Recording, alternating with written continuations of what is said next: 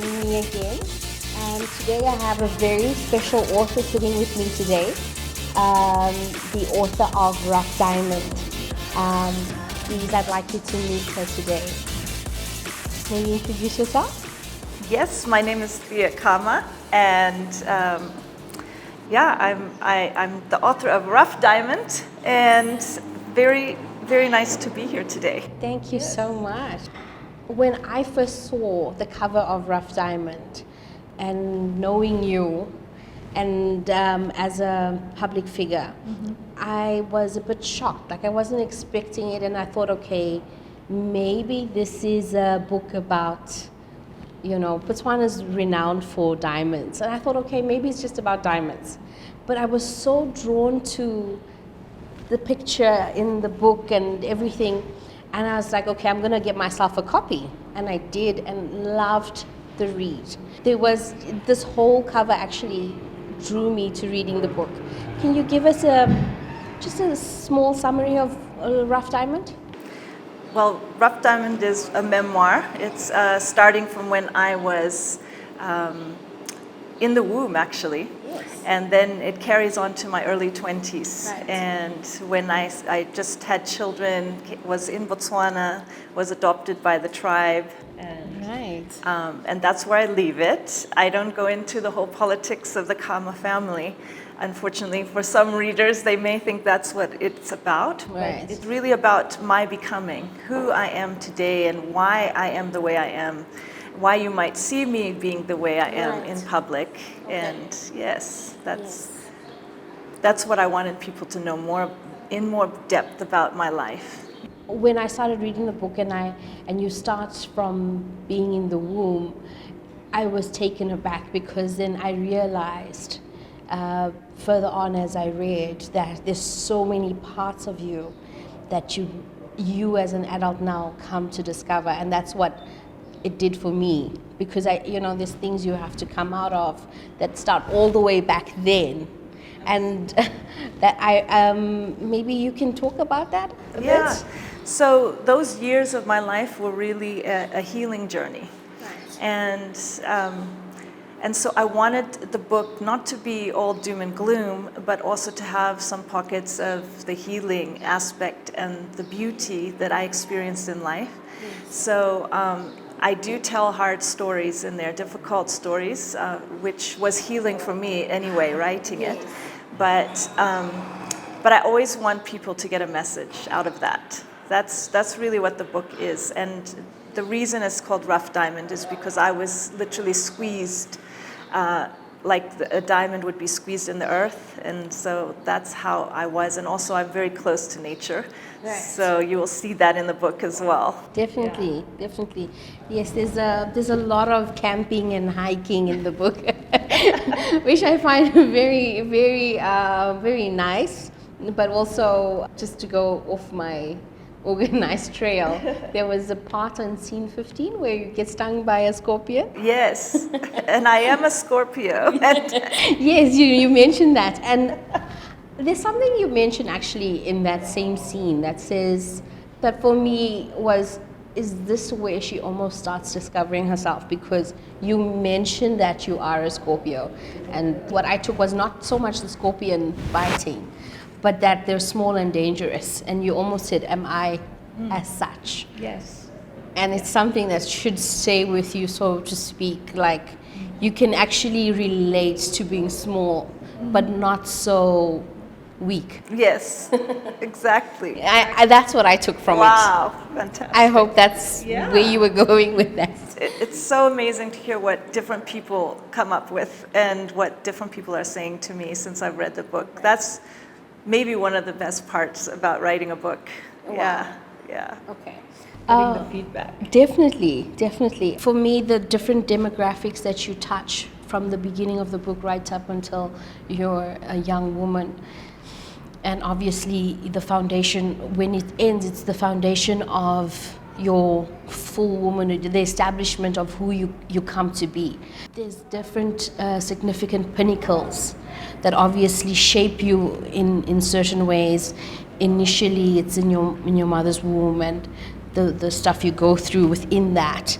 and as a young girl, there's something that sort of puts you in a position of shame, discomfort, and I think for a lot of girls, they'll probably go into a shell.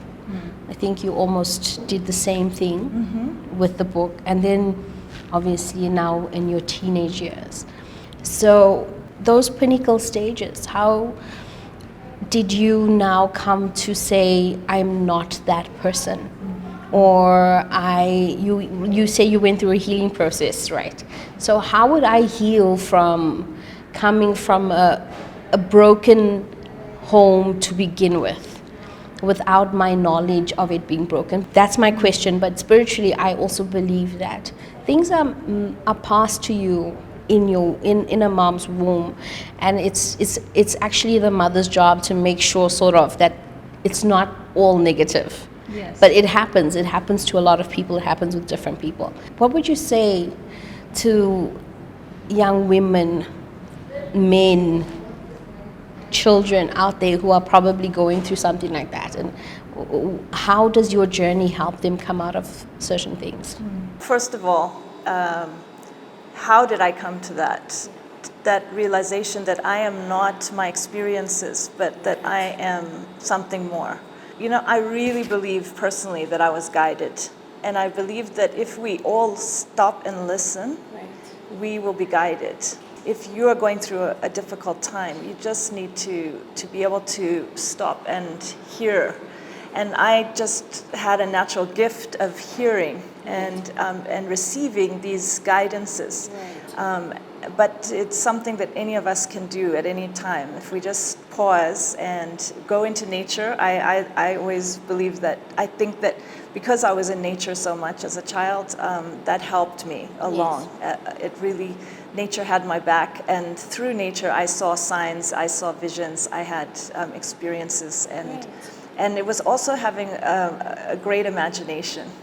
Wow. Yeah. And that was cultivated early on when I was a young person, about 7 years old. I wrote in journals, and so I cultivated that imagination. So cultivating the creative side.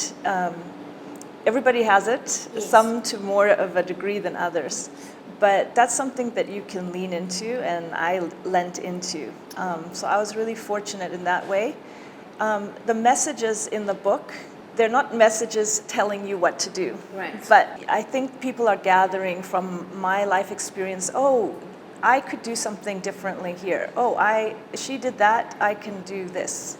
So I think that's where people might learn Definitely. Something from me. I think I'm getting the same feel as well from the book, where there are significant sentences or phrases that I can relate to and say, okay, this is happening for me, but I'm good at this, so let me approach it from this angle. So I do agree that I think it's not, you don't tell people what to do, but it's your experience and how you came out of it that helps to heal. Yes. Yeah.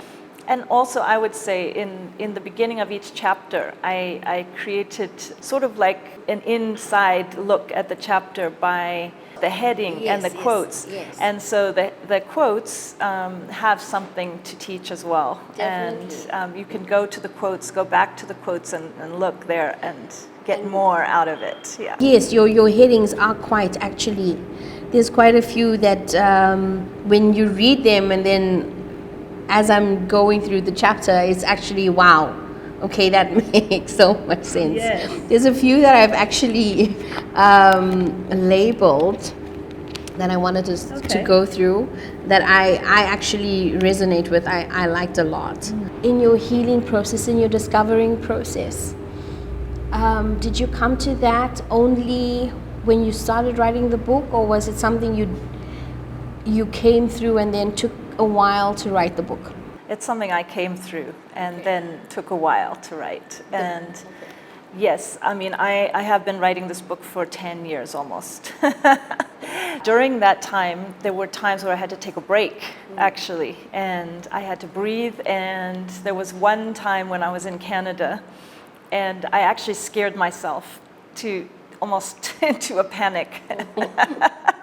And my children love it. They laugh about it because I asked them to call the police from Botswana, and I was in Canada on an island. Wow. Yes, I read somewhere that you said you were alone on a Yes. Yes. So the trauma that I was going through while writing caused me to believe that there was like something really was going on, and nothing was happening at all. It was just tapping on the roof, and I thought someone was trying to get into the cabin where I was, and I really believed it. I mean, I got down with scissors and I was ready to ready fight for the attack. Yes. But that's what can happen. So even then, I spoke to some psychologists later who said to me, "Oh, how was it writing your book?" Because they know me very well. Yes. And I said, "Fine, it was great." And then they said, "There was no moments, that you went through." Yes. And I said, "Actually, yes." And they suggested a tapping. So tap next time you go through that tap. Well, I didn't luckily have a next time. Yes. I think I just had to go through that and recognize. Exactly. And I believe a lot of the time recognizing and being aware of what's going on actually stops the whole thing right there. So Yes, I agree. I think when you finally acknowledge that you've been hurt or there was pain caused to you, you start to get over it, or you start to be able to say, okay, that happened to me, and then you can start dealing with it. and you can move on from it. Definitely. It's really very possible that you just move on after that. I agree, and I think even as we grow up, it's almost like a mechanism to sort of put things away and store them so that you don't have to deal with them, because the person inflicting that pain is not always the person you would expect to do that to you. True. So you almost just always lock it away, and then it doesn't come out until very later on in life, and then you realize, whoa, Yes. I actually had that experience, and I need to acknowledge it Absolutely. and accept it and say, okay, I'm not that. Yeah, Yes. because we are not our experiences. In one of the articles that were released concerning the book, they spoke of healing, discovering of beauty, and transformation. I liked that a lot, because I think when you are, is it discovering your beauty or being transformed? I feel like they're almost in sync, even with healing. Like you can't do any of those without the other one taking place. One of them is always, happening at the same time. And when you talk about how you were afraid that somebody was breaking in, I feel like when you are going through a transformative phase, these things come to light, and it's not as smooth as transformation sounds. Yes, no. Transformation just sounds like a beautiful butterfly coming out of, but that butterfly is really going through a lot to change into a butterfly. The caterpillar, is coming out of the womb. It's trying to break through, and yes. And there's so many poking things, there's Yes. so many surrounding things, circumstance, environment, family, loved ones. I feel like, even as I go through certain things, and I'm realizing, reading from your story, that, oh my word, it's almost part of the process. You cannot do that without getting poked, getting trod on, getting... Yes. Definitely, I 100% agree with you on that. Yeah. There are some really, really, really nice parts in the book. I love when you come back to Botswana, but before you do, there's a shaking in your life that causes you to come back. And you say to yourself, and I think it's something I have said to myself, and other women say to themselves as well. I am a rejected. You call yourself rejected because you call your dad after the shaking, and he doesn't respond in the way you would have. Well, you would expect your father to respond. And for me, this was, if you go back to the womb, that's what was happening in the womb. Yes. So now it was happening to me again, all over again. And I recognized that, this is still happening. That I am what my father called my mother. Oh, Right. in the womb. Yes. And he called her undeserving, rejected, Yes. Yes. Those are the words. shameful. Exactly. Just so that's how I felt, and I recognize in the writing that that's where I was. Yes, you went back. I went back to the womb, and what I had received, which wasn't mine, actually. Yes. But I was living as if that was mine all along. True. But it's actually what I received in the womb, from my father telling my mother, as he, as he didn't believe that I was his from the beginning. Yeah. So the rejection was still there. And now it was happening with my adoptive father, who was rejecting me from the home. And Yes. I was hearing those same words again in my head.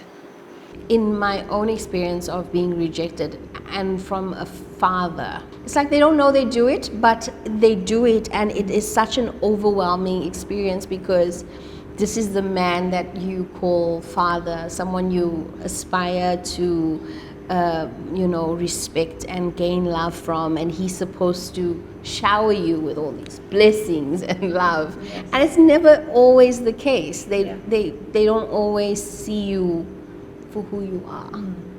And they are human as well, and they are flawed. Yes. And that's the whole journey of the human story, which I think is like something that I'm very interested in, something that has shaped my life, is that kind of human story. Right. And will continue to. It still does, but I'm in a different space now. Yeah.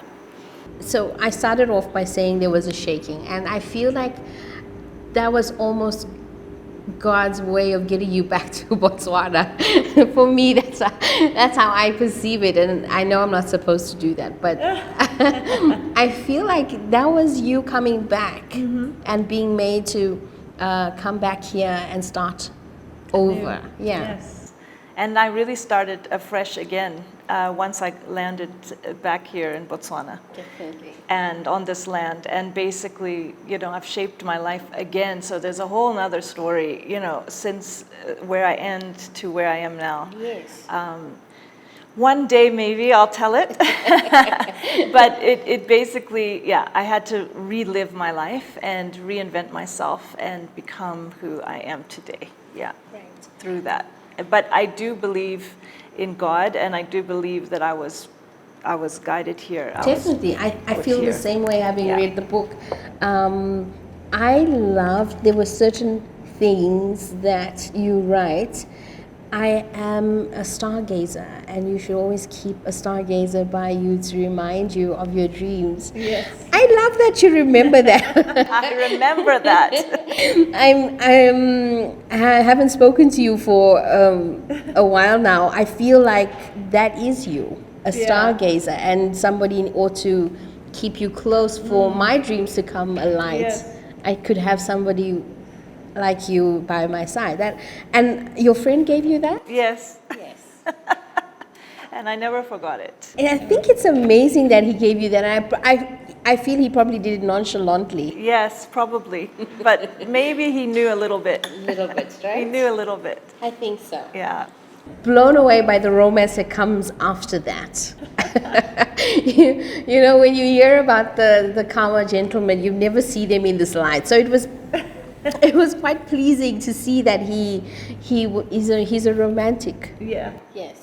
Well, I didn't know it at the time. Right.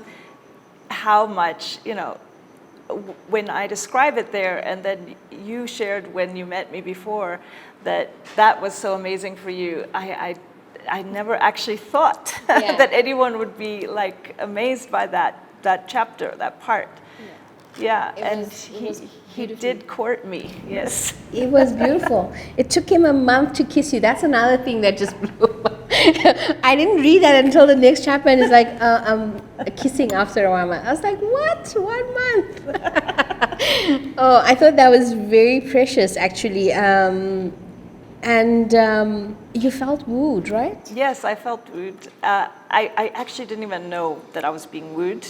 I had never experienced anybody like that or doing that. And actually, to be honest, I don't think he ever did that like that before.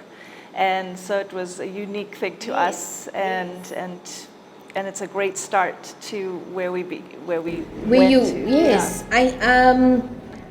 as we get closer to the end of the book, there's so much more to your journey, and I mean, this is now the crux of everything. I think having to meet your biological parents, just reading that for me, and trying to put myself in your shoes, it was heavy.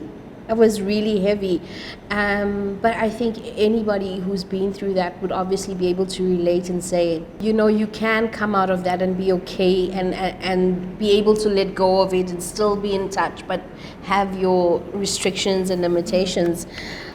And really what I'd like to say to people who are adopted is just have no expectations. Have no expectations, because we don't know what's coming. We don't know what, it could be a wonderful experience, it could be a very difficult experience, or it could be an empty experience where you don't actually find your parents at all. Right. And you've got to live with any of those Yes, well, the outcomes, definitely. Yes, you have to be ready for them, I think. You know, when we were talking, in my mind, I formulated that you came back, your husband courted you, and you got married. When I actually went back to the book, I realized it took you quite some time to actually get to that process. And it made, for me, I'm going through certain things, and it's like, I don't think men or people fully comprehend what women have to go through sometimes for us to be as strong as we are. And for me to say, I won't let you bully me. I won't let you say something to me or do something to me that is going to take something from me. And I see that when you write the last chapters, that you almost become a stronger person and more, I am who I am, and you have to love me the way I am. And believe you me, it took me many years to become empowered in myself, such that I have boundaries and yet I'm open at the same time. And that balance of having the boundaries but being open, that's a big thing that I think that a lot of people struggle with. Definitely. And that's why now, as a coach, a life coach, that's what I try and help people, and as a mentor to young kids. Yes. I actually wanted to ask you about that.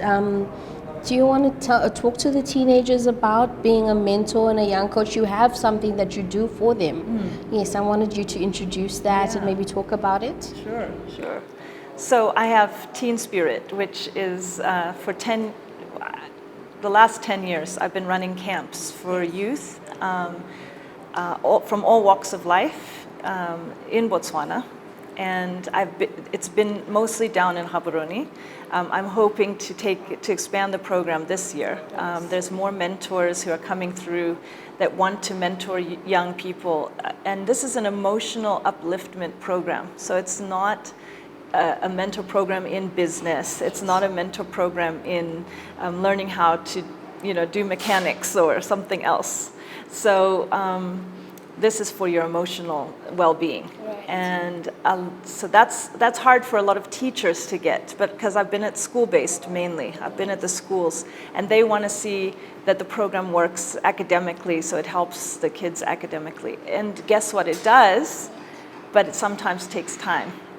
Because all these things, our emotions are not handled. Nobody mentors us in how we can, better ourselves and deal with these waves of emotions that we have. Deal with my father not being available, or my mother being too busy, or my newfound boyfriend. As a teenager, I think I have an 18-year-old who cannot talk to me, even though I say talk to me.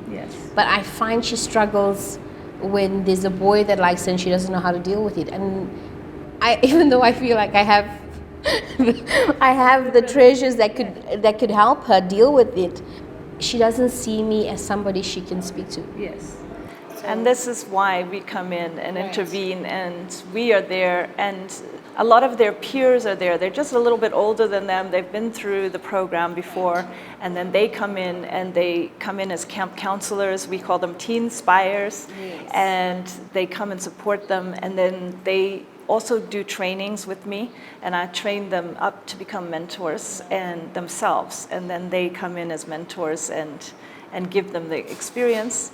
So after the camps, we will mentor for another 6 months. So we're like your buddy. We'll stand by you. And then, of course, the relationships go on longer, but that's the amount of time for the program. Lovely. Yeah, and it's all charitable. So basically, everybody's volunteering their time and energy, and we get donations in. Okay. So It's called Teen Spirit. Yes. So if anybody wanted to be a mentor or volunteer their services, where would they go? they would connect with me, and I'm available on all social media platforms as Thea Khama. Okay. Okay. So you they can just search Thea Khama. Yes, and they can find me Instagram, Facebook, LinkedIn. LinkedIn. Lovely. Yes, and just message me that I'm interested in the program. Oh, that's lovely. I know that Rough Diamond isn't the only book you've written. Would you like to share with us what other books you've written? Yeah, so I wrote a book for Teen Spirit, and I'm thinking about publishing it to put it out there, but we use it in the camps, and we go much deeper than what the book has, but it's like a journal book, and it's for young people, but I've seen older people say, oh, we want to have one too, and work through it. So it's got gems in there for everybody. Okay. So that's the other book. And now I'm looking at fantasy. I'm really interested in writing a fantasy series. Yeah. Wow, that's lovely. Looking forward to that, actually. If there was something that you would leave with the listeners, what would you say to them? I would say that assume nothing. Have no expectations, and you don't know the next person what they're going through, and they might actually be going through something that you are too, and you can create relationships that way. And I would just say that just be your human self and be loving. Yes. Love yourself and love others. Lovely. So just once again, how can they get hold of you? So I'm at Thea at theakhama.com. Right. That's my email. Okay. And you can reach me through that. And if I wanted to get Rough Diamond, where can I go? So my book, Rough Diamond, is available at exclusive books in Gaborone at Airport Junction. It's also available in Johannesburg, Killarney, Bedford View, Rosebank, and Mall of Africa. And you can get this book on Amazon as well as a Kindle book or as a paperback, wherever you are. And then further into Botswana, we have it available at Gisella's in Maun, and also at Excel Stationers and Bookshop. That is in Mahalape, Palape, Serowe. And so it's available, widely available in different formats. Also on Apple iBooks and Nook and Kobo books, you can get like an ebook, like similar to the Kindle. Thank you. I absolutely love this book. It has taken me through a journey of healing, discovery, even as I've been finding myself. And the reason for Come to the Table was that somebody's experience and story, testimony would be something that you could relate to, you could get encouraged by and inspired by. And this is definitely one of those books you have to pick up and read and rise through to the end, because the last chapter actually is my favorite.